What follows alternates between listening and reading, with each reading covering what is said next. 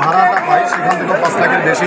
আমরা একটি ভবন পাশাপাশি আমাদের যে মসজিদ কমপ্লেক্স কার্যক্রম শুরু হয়েছে, সেই মসজিদ কমপ্লেক্সে আমরা মসজিদের পাশাপাশি আমরা ওখানে হেলথ কর্নার, ওখানে আরও বিশেষ কিছু কাজ করব, যেটা আমাদের জন্য আসলে ঢাকা রিপোর্টার্সের জন্য স্বাবলম্বী ডিআরওর একটি কনসেপ্ট চলে আসবে। আমি হয়তো দ্রুতই সেটা ঘোষণা করবো।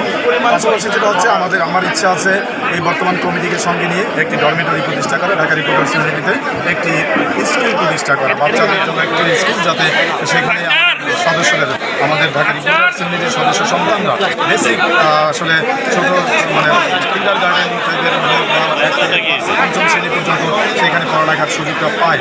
বেসিক কাজটা আসলে আপনারা জানেন যে সাংবাদিকদের জন্য আসলে কোনো সরকারই কোনো কিছু করেনি। সো আমরা অনেকটাই অবহেলিত বা বঞ্চিত।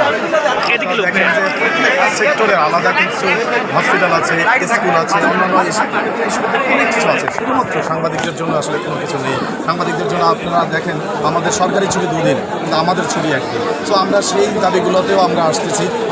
আমাদের পেনশন নেই, আমরা 60 বছরের পর আমাদের পেনশন নেই। ইনশাল্লাহ আমরা চেষ্টা করবো আগামীতে আমাদের পেনশন কার্যক্রম ত্বরান্বিত করার। পাশাপাশি যেটা হচ্ছে দীর্ঘদিন থেকে আপনারা জানেন যে সাগর সারোয়ার এবং মেহেরুন্ডলি হত্যাকাণ্ডের বিচার আমরা পাইনি। আমরা সাংবাদিক সমাজ এখনও আমাদের বোন মেহেরুন্ডলি এবং সাগর সারোয়ার আমাদের ভাই তার হত্যার বিচার পাইনি। আমরা বর্তমান সরকারের কাছে অনুরোধ করবো এবং যাতে সেই যতদিন আছে এই সরকার দ্রুত সেটার বাস্তবায়ন করেন।